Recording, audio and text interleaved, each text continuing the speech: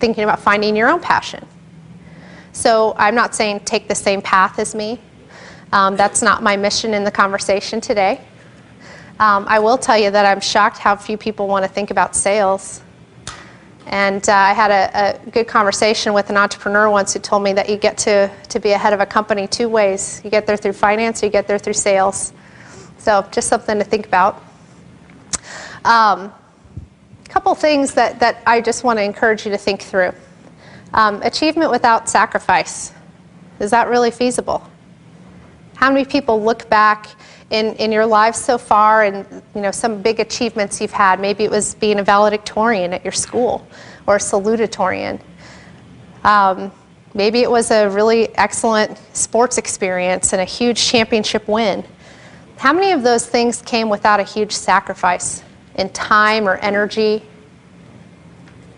focus, giving up, going out with friends on the weekends? Very few, I'm guessing. I would say the things that I'm most proud of, very few of those came easy. So, one of the things that I've learned in going through this is, as much as I tried to plan, there's no such thing as a preset plan. In life, you can plan all you want. At the end of the day, things are going to change. And so as you're preparing to look at new opportunities and exploring some of those opportunities, try to have a pretty open mind about it. That as much as I feel like this first step is going to be defining of my entire future career, you really can still write your own ticket at any moment. And that one choice, the first thing is get into something where you can learn and be heads up enough to want to learn something from it. So taking that job in inside sales, and now I'm extremely passionate about it, and I'm so thankful that I got out of my own way long enough to do that. I also, in the first couple weeks of that job, thought, what am I going to get out of this? Let me look at this in terms of where the potential is. What am I going to learn from this that I'm going to challenge myself to learn from it so I can take it on my ideal path? I can use it to get me down my ideal path. Work hard and take the high road wherever you are. The other thing that I find shocking at times, working with some folks coming out of school from a variety of different schools, and Megan, is not an example of this. I think she's a phenomenal example of what I would ideally like to have in a new college grad. Is someone that works very hard, and also in terms of taking the high road, is doing things just professionally right. Even if you're in an environment where others aren't doing the right professional thing, challenge yourself to do it. That at the end of the day, if someone else has regrets, fine. But don't let yourself have regrets for your behavior. So things like leaving with no notice. If you think that doesn't have an impact downstream, it does. It has a major impact downstream. So be aware of that.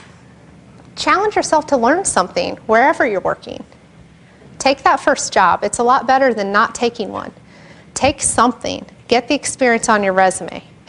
And figure out what you're going to learn from it. And some important questions that'll help you in whatever job you're in, that'll help you challenge yourself to learn, well, how can I make this better, faster, or easier? We challenge our company on that all the time. It's a huge push for us in 2011. Is if you're doing something and it's hard for you, it's going to be hard for the next person. So how can you make a process out of it so that it's easier for the next person? Create process in the environment. Find a way to make it better, faster, quicker. What am I going to take away from this experience? For me, in inside sales, one of the first things I realized was a benefit was the fact that I was learning how to say everyone's name. It's little. Made a huge difference. When you're meeting someone at an event and you butcher their name, when you're in the sales process and you butcher the name, it's not helpful. Been there, done that, and trust me, the sales don't tend to come flowing in after that. So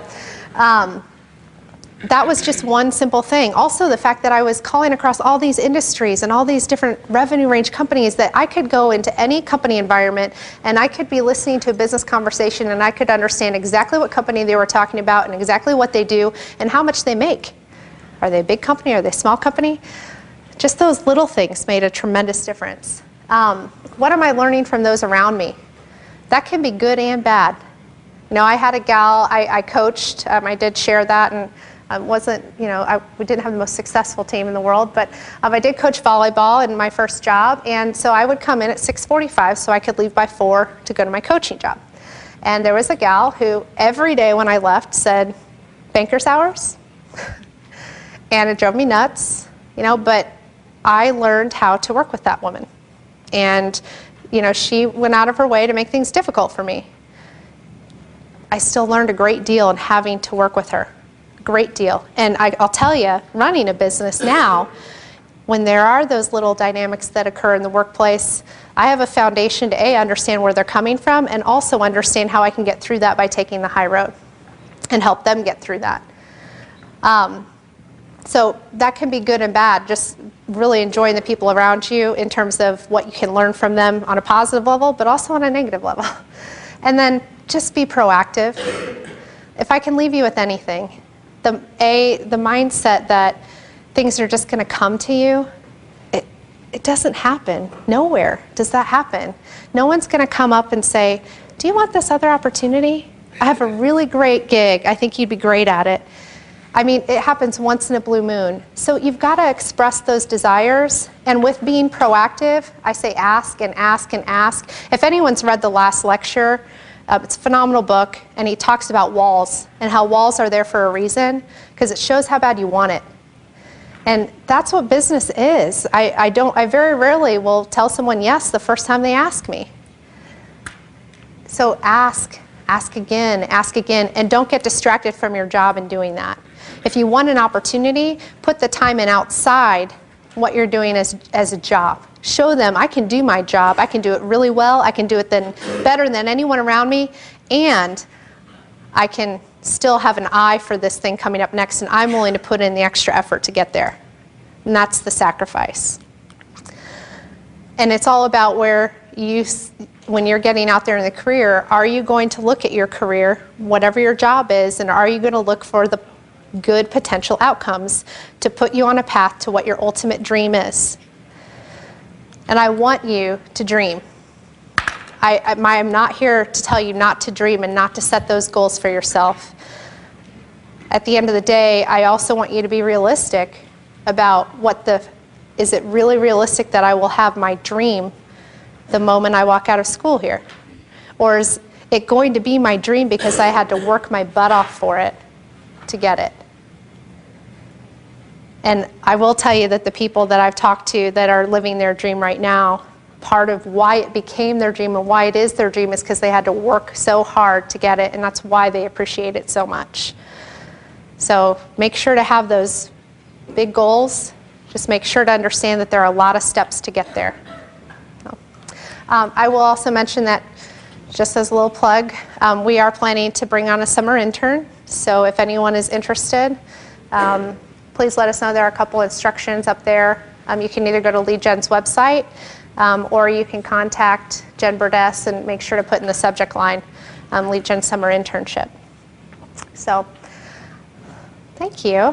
Any questions?